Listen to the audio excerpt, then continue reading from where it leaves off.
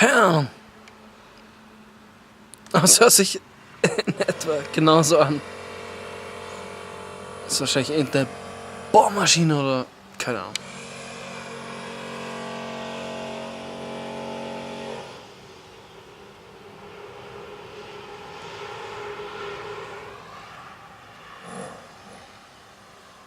Who knows?